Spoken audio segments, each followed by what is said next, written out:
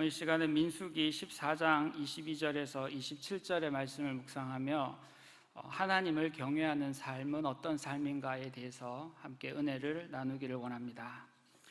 신명기의 영어 명칭은 튜터라노미라고 합니다. 이 단어에서 튜토리얼이라는 단어가 파생되었습니다. 튜토리얼은 무언가를 배우기 위해 사용하는 교습, 소재, 지침을 이야기합니다.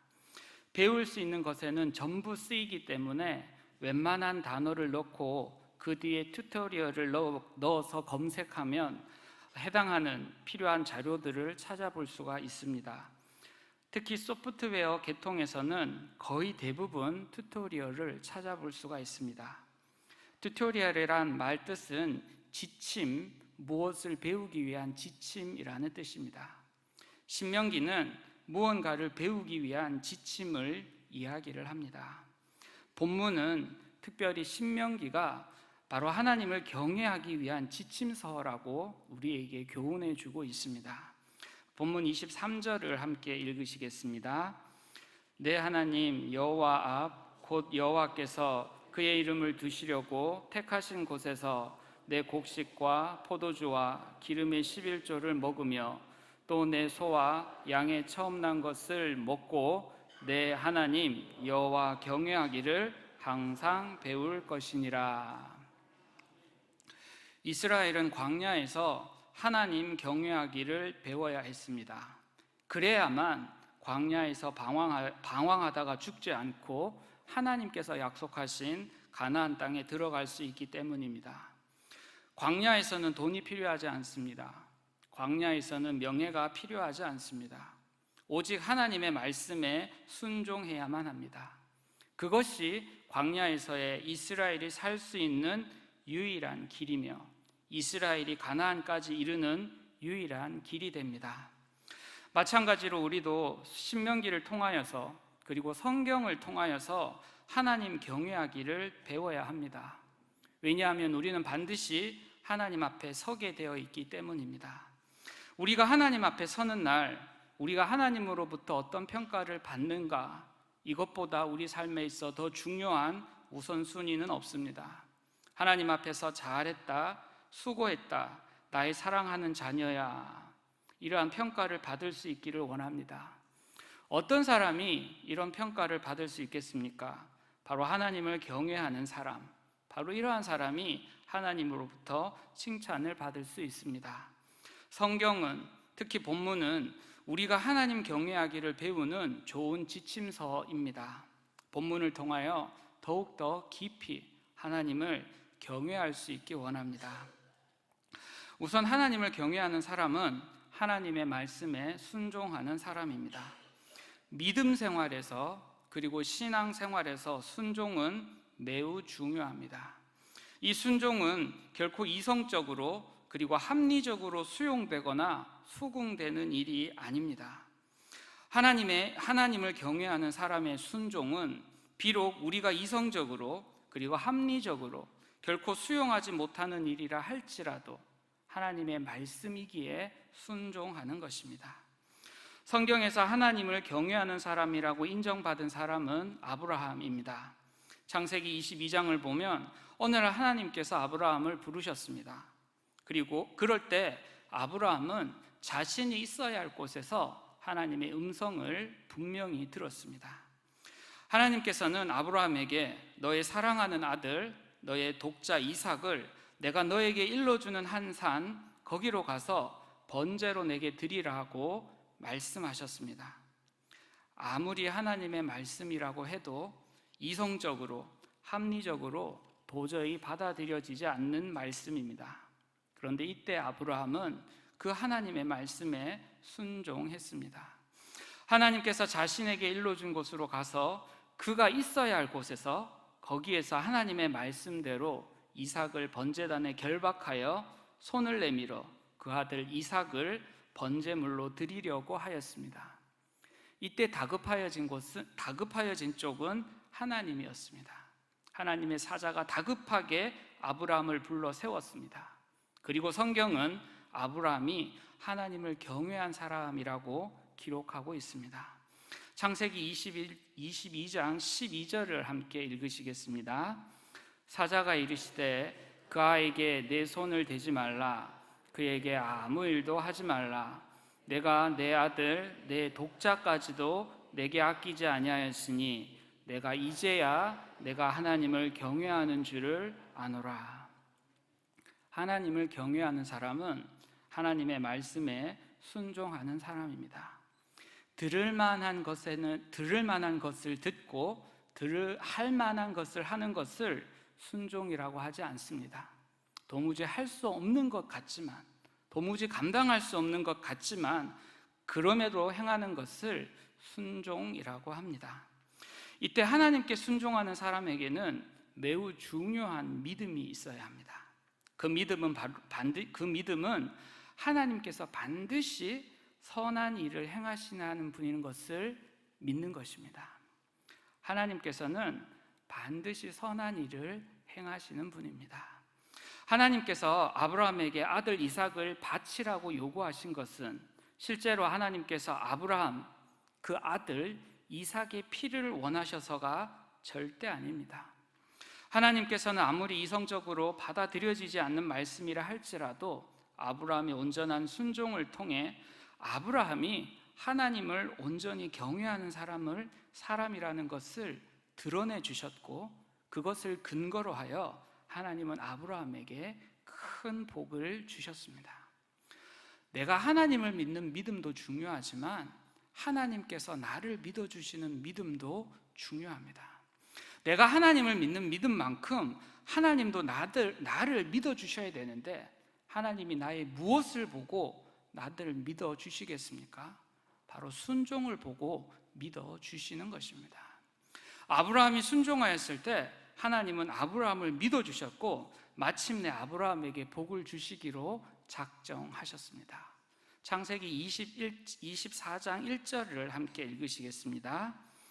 아브라함이 나이가 많아 늙었고 여호와께서 그에게 범사의 복을 주셨더라. 하나님께서는 아브라함에게 복을 주셨는데 아브라함의 나이가 많아서 주신 것이 결코 아닙니다. 아브라함이 하나님을 경외하여 하나님의 말씀에 순종한 이후에 하나님께서는 아브라함에게 범사의 모든 것에 대하여 복을 주셨습니다. 하나님께서는 우리에게도 이와 같이 복을 주기를 원하십니다. 우리가 하나님이 주시는 그 복을 온전히 받아 누리려면 하나님을 경외해야 하고 하나님의 말씀에 순종해야 합니다. 그렇다면 오늘 우리가 하나님을 경외함으로 순종해야 할 하나님의 말씀은 무엇일까요? 본문에서 첫 번째로 제시하는 것은 바로 11조 규례입니다. 하나님을 경외하는 사람이 첫 번째로 순종하고 결단해야 할 것은 바로 물질의 11조입니다.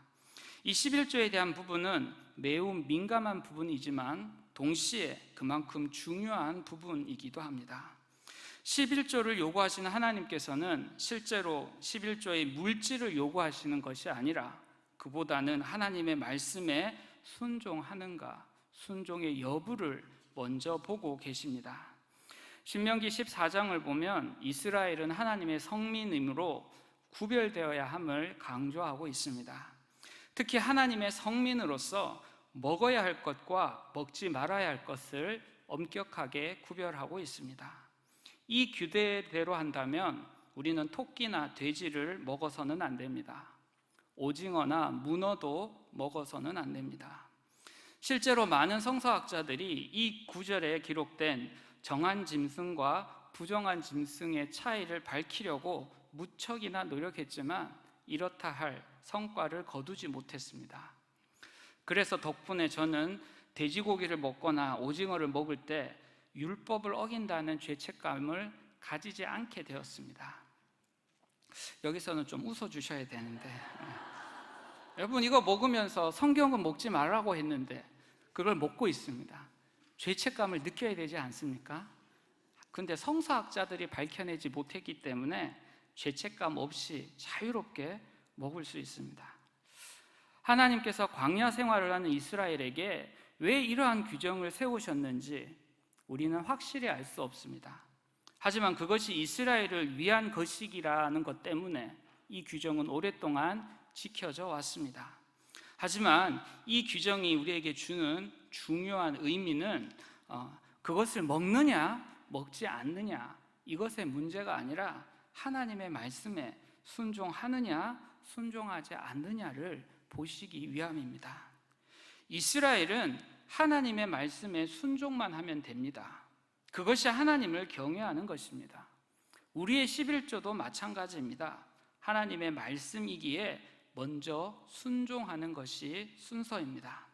11조가 부담스럽고 잘 이해되지 않지만 그럼에도 불구하고 하나님의 말씀이기에 순종할 때 그것이 하나님을 경외하는 것으로 인정되어 우리가 하나님 앞에 서는 날 우리가 하나님 앞에 칭찬받는 근거가 되는 것입니다. 두 번째로 하나님을 경외하는 것은 하나님께서 자기의 이름을 두시려고 택하신 곳으로 가는 것입니다. 성도 여러분, 하나님께서 하나님의 영광을 위하여 스스로 택하여 세운 곳이 우리 마산 동부교회임을 믿으십니까? 그렇다면 하나님께서 하나님의 이름을 위하여 하나님의 영광을 위하여 택하신 이곳으로 나오기 위하여 힘쓰시기를 바랍니다. 바로 그것이 하나님을 경외하는 삶입니다. 이곳에서 예배 드리기를 힘쓰십시오. 이곳에서 기도하기를 힘쓰십시오. 이곳에서 하나님이 기뻐하시는 거룩한 산 예배의 제물이 되십시오. 하나님의 말씀에 순종하십시오. 그것이 바로 하나님이 우리에게 요구하는 경외의 삶입니다. 어느 부부가 이혼을 하기로 했습니다. 그래서 법원으로 가던 중에 잠시 식당에 들러서 마지막 식사를 하기로 했습니다. 이때 생선 반찬이 나왔습니다. 그러자 남편이 아주 정성스럽게 생선을 발라서 아내에게 건네주었습니다. 아주 감동적인 장면 아닙니까? 네. 이혼하러 가는데 맛있는 생선 반찬이 나와서 남편이 가시를 발라서 아내의 밥 위에 올려주었습니다. 그런데 갑자기 아내가 화를 냅니다. 당신은 끝까지 이기적이군요. 그 말에 남편이 어리둥절합니다. 내가 이기적이라고? 그러자 아내가 이야기를 합니다. 나는 생선을 싫어하는데 당신이 계속 생선을 발라주어 지금까지 억지로 먹었는데 마지막까지 당신은 나를 전혀 배려하지 않고 당신이 싫어하는 반찬을 또 나에게 넘겨주는군요 라고 했습니다. 이 말을 들은 남편이 크게 놀랐습니다. 사실 나는 생선을 가장 좋아해서 당신도 좋아할 줄 알고 가장 먼저 당신에게 주었는데 왜 당신은 지금까지 내게 생선을 싫어한다고 말하지 않았습니까? 라고 이야기를 했다 합니다. 이 부부의 대화 속에서 하나님께 드리는 우리의 예배를 한번 생각해 보게 됩니다. 우리는 하나님께서 원하시는 곳에서 하나님께서 기뻐하시는 예물로 예배를 드리고 있습니까? 하나님께서는 우리 마음이 원하는 곳에서 우리 마음대로 드려지는 예배가 아니라 하나님께서 하나님 스스로의 영광을 위하여 택하신 그곳에서 하나님께서 기뻐하시는 그 예물로 예배 드리는 것을 우리에게 요구하고 계시고 있습니다. 그런데 우리는 하나님의 입장이 아닌 나의 입장에서 나의 시간에 나의 환경에 편리한 대로 예배를 드리고 있지 않습니까? 예배를 받으시는 분은 하나님이십니다. 그리고 그 예배에는 반드시 하나님이 기뻐하시는 예물이 준비되어져야 합니다. 하나님을 경외하는 사람은 하나님께서 원하시는 그곳에 기꺼이 하나님이 기뻐하시는 산 제물이 되는 사람입니다. 다른 사람이 그 제물이 되는가 살펴보지 마십시오. 먼저 나 자신이 하나님께서 기뻐하시는 거룩한 산 제물이 되어야 할 것입니다. 하나님을 경외하기 원하는 성도 여러분, 하나님께서 자기의 이름을 위하여 택하여 세우신 교회로 나오기를 힘쓰십시오. 그곳에서 예배 드리기를 힘쓰십시오. 그곳에서 기도하기를 힘쓰십시오. 그곳에서 하나님이 기뻐하시는 거룩한 산 예배의 제물이 되십시오. 바로 그것이 하나님이 우리에게 요구하시는 경외의 삶입니다. 마지막으로 하나님을 경외한다는 것은 우리 주위에 있는 분깃이나 기업이 없는 사람들을 저버리지 않는 것입니다. 우리 모두는 하나님의 형상대로 지음을 받았습니다.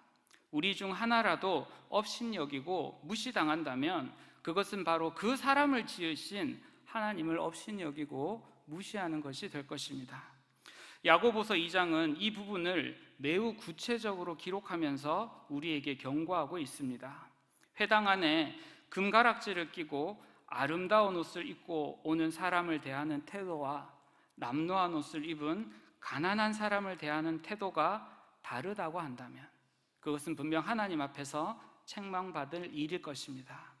하나님께서는 가난한 자를 택하사 믿음에 부여하게 하시고 또 자기를 사랑하는 자들에게 약속하신 나라를 상속하게 하신다고 말씀하셨습니다. 주변에 있는 가난한 사람들을 돌보지 않는 이스라엘의 믿음은 행함이 없는 죽은 믿음이라고 야고보서는 우리에게 엄중하게 경고하고 있습니다. 우리 주변에 있는 가난한 사람을 돌보는 것이 바로 그들을 지으신 하나님께 빚을 지우는 일입니다. 우리 주변에 있는 가난한 사람들을 돌보는 것이 바로 하나님을 경외하는 삶입니다. 그런데 이때 가난한 사람이 꼭 물질이 없는 사람만을 의미하는 것일까요? 우리에게는 예수님으로 말미암아 풍성하고 영원토록 마르지 않는 생명이 있습니다. 그리고 하나님께서는 그 풍성한 생명의 비밀을 땅끝까지 이르러 전하라고 말씀하셨습니다. 우리는 이것을 지상명령이라고 합니다. 모든 명령 가운데 가장 상위가 되는 명령이라는 말입니다. 우리에게 다시 그 명령을 이행할 수 있는 기회가 왔습니다. 하나님께서 우리에게 주신 풍성한 생명의 근원이신 예수님을 전할 기회가 우리에게 또다시 한 번 더 주어졌다는 말입니다. 예수님의 이름을 몰라 하나님 앞에서 심판받을 그 영혼을 돌보지 않는다면 과연 우리의 믿음이 하나님 앞에서 살아있는 믿음이라고, 잘했다고 하는 믿음이라고 칭찬받을 믿음이 될 수가 있겠습니까? 우리는 하나님께서 우리에게 맡기신 귀한 영혼을 저버리지 않고 끝까지 돌보아야 합니다. 그것이 바로 하나님을 경외하는 삶입니다. 우리가 이렇게 하나님을 경외하는 삶을 살게 될 때 오늘 본문 29절에 나와 있는 내 하나님 여호와께서 내 손으로 하는 범사에 내게 복을 주시리라는 이 말씀이 우리의 삶에 이루어지게 될 것입니다. 이스라엘은 광야에서 하나님을 경외하는 법을 배워야만 했습니다. 그래야만 이스라엘이 약속의 땅에 들어갈 수 있고 그 땅을 차지할 수 있기 때문입니다. 하나님의 말씀에 순종하여 하나님께서 택하신 그곳에 하나님께서 원하시는 거룩한 산 예물이 될 때 하나님께서는 우리의 삶을 하나님의 은혜와 복으로 충만하게 하실 것입니다. 무엇보다도 우리 주변의 사람들에 대한 기도와 중보의 손길이 멈추지 않을 때 우리를 향하신 하나님의 능력의 손도 멈추어지지 않을 것입니다.